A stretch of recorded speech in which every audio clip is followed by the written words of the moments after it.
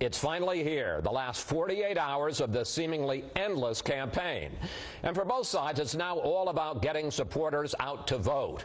We want to talk about ground game tactics with each camp, starting with David Axelrod, senior strategist for the Obama campaign, who's in our Washington studio. And David, welcome back to Fox News Sunday. Thanks, Chris. Good to be with you.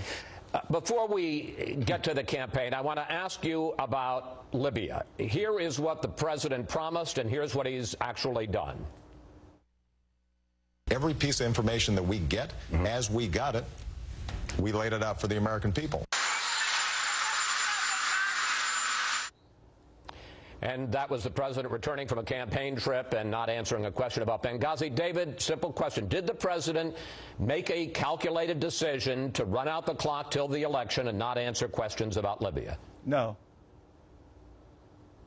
So why hasn't he answered a lot of questions about his personal involvement in Libya? The president has, from the beginning, Chris, and we've talked about this before, of course, the president has said we want to get to the bottom of it. We want to share it with the American people. We want to get it right. And there are a couple of distinguished Americans, Ambassador Pickering and Admiral Mullen, the former head of the Joint Chiefs of Staff, who are reviewing the whole matter to get to the bottom of it, not just to find out, where things went wrong, but how to fix it. And so that, our diplomats and the service people we send overseas are as safe as they can be. Now, they are serving in dangerous places, and you can't eliminate risk, but you want to do as much as you can. And that's what the president's goal is. I understand all of these interagency issues, and that does take time, but I'm going to ask you a few straightforward questions about the president's personal involvement that don't take time, and he could answer today. Question one, the U.S. consulate in Benghazi was attacked twice before the 9/11 fatal assault. In fact, in August and repeatedly, security officials there asked for more security, said that they felt that they were vulnerable, and the situation was so dangerous that the British diplomats and the Red Cross pulled out of Benghazi. Question, did the president know about that? Chris, all I can tell you is the president is fully committed to the safety of his diplomats. He knew the ambassador. He was deeply invested in his work there. And obviously, any steps that we needed to take, we would have wanted to take. So, I mean, I'm not in the White House. I'm not privy to all the discussions. But I can tell you this. This president is 100% committed to the people who he sends overseas personally to represent this country. He's the one who met those coffins when they came home. So any suggestion that he would not take the necessary steps to protect them, make some decision not to take the steps to protect them, is just nonsense.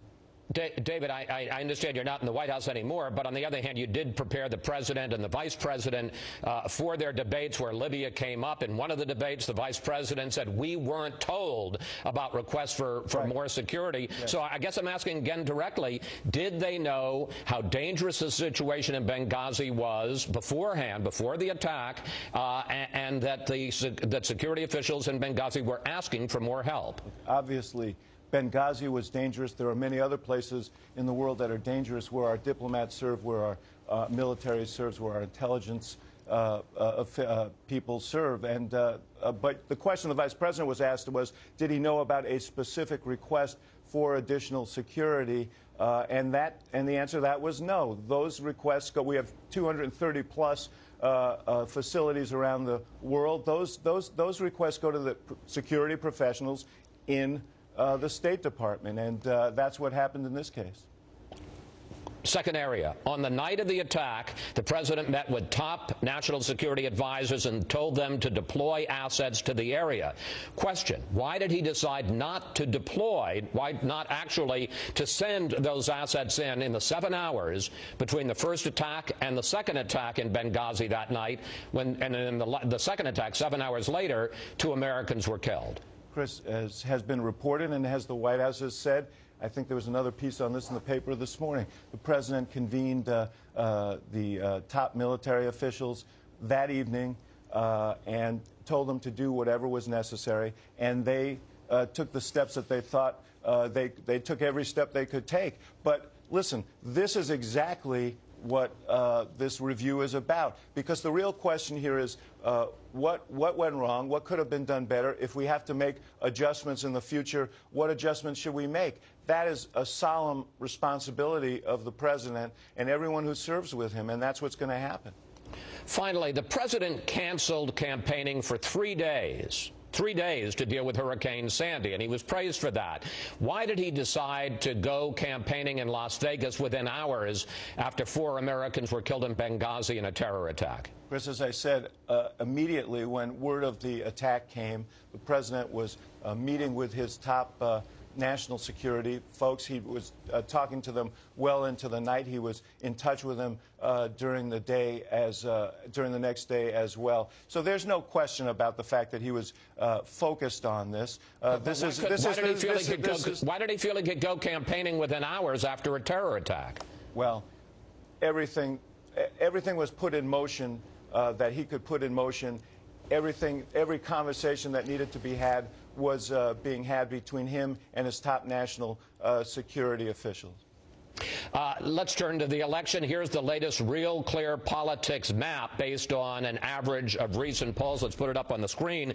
It shows states solid or leaning Obama. We put them all in blue with 201 electoral votes. States solid or leaning Romney in red with 191 votes, and 11 toss-up states in gray with 146 votes. Romney is in Pennsylvania today, where the polls have him down more than 4 points. But his campaign says their electoral map is expanding and that he's got a real shot there. What say you? I say that they understand that they're in deep trouble. They've tried to expand the map because they know that in states like Ohio, where they have to win, no Republican has ever been elected without carrying the state of Ohio. They're behind and they're not catching up at this point. And they're also going to be in Florida and Virginia, 2 states that you would assume by now they would have secured, at least they assumed by now they would secure. They understand that the traditional or the battleground states on which we've been focusing are not working out for them. We're even or ahead in all of them. And now they're looking for somewhere, desperately looking for somewhere to try and dislodge some electoral votes to win this election. And I can tell you that's not going to happen. You bet your mustache on the president winning yes. Pennsylvania. How secure is your mustache today? I am. The next time we see each other, Chris, I guarantee you that mustache will be right where it is today. And where it's been for 40 years, by the way, so you know how serious a bet that was. The key now is turnout, and the Obama campaign has talked for years about how strong your ground game is. I want to look at Ohio and what the Romney camp says is happening in early voting and absentee balloting. Let's put the numbers up on the screen. This is a little complicated, but I hope you can see the graphic. They say, this is the Romney camp, says that 557,000 Ohio Democrats have voted early or gotten an absentee ballot so far. That's on 155,000 from 4 years ago. 481,000 Republicans have voted early or gotten an absentee ballot. That's up 108,000 from 4 years ago. That's a swing of 263,000 votes in early balloting, which wipes out Obama's final victory margin of 262,000 in Ohio 4 years ago. What they're saying is that if substantially more Republicans turn out to vote in Ohio on Election Day, which is what they traditionally do, they're going to win Ohio and you're going to lose. Well, I'll tell you what, Chris, we'll know in 2 days who is bluffing and who is not bluffing. The fact is that if you look at every poll in Ohio, we've been ahead, even or ahead in virtually every one. The latest came out this morning in the Columbus Dispatch. One thing that's clear is that we have a very, very large lead among voters who have voted early. We're going to go into Election Day with a significant lead. And so, you know, they can spin it in any way they want. What I'm looking at is cold, hard data. Who's actually showing up, who's casting ballots, and in states like Ohio, Iowa, Nevada, Florida, we're doing very, very well. What they're doing is comparing this to 2008, and you and I have had this discussion. I'm not suggesting that we're going to win by the same margin we won in 2008, and they're comparing themselves to John McCain, who had virtually no ground operation in many of these states. So, yes, they're going to do a little better than McCain did, and we may not do as well as we did in 2008, but we're doing plenty well and well enough to win this race. Let me ask you briefly about Florida, where President Obama is down by more than a point in the polls, and yet you're making your final advertising by the campaign there in Florida. Why not in a state you must win?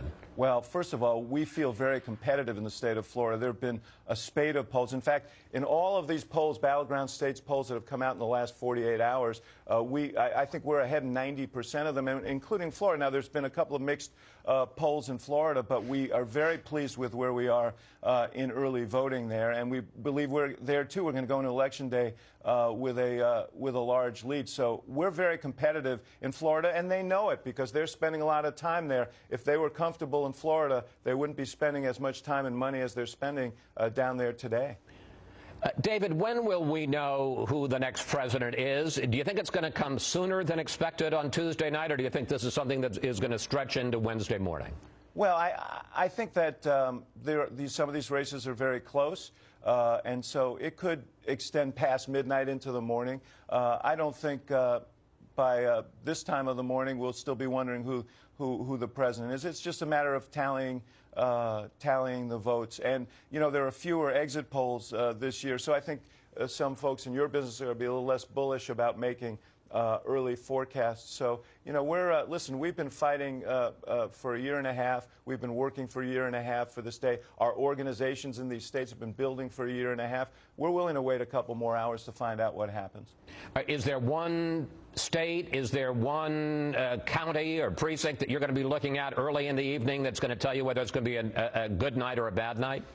Well, obviously, we have rolling data from about turnout that will tell us things during the day. But when votes start getting counted, we will have sample precincts. And there are some states that everyone knows are very vital in this election. A series of them, but Ohio, we're going to be focused on some of those Ohio precincts. I really feel very good about Virginia, and I think we're going to win Virginia. We had a great rally in Virginia last night, going to be close. That's one of the earlier reporting states. We're going to be looking at those. And in answer to your earlier question, if some of those start breaking our way, then it could be an earlier evening than people anticipated. And finally, we got less than a minute left, and I'm asking for a personal answer, not a political answer. You have been with Barack Obama from the Illinois State Senate all the way to the Oval Office. These final 2 days of his final campaign, how emotional for you? Very, very, Chris.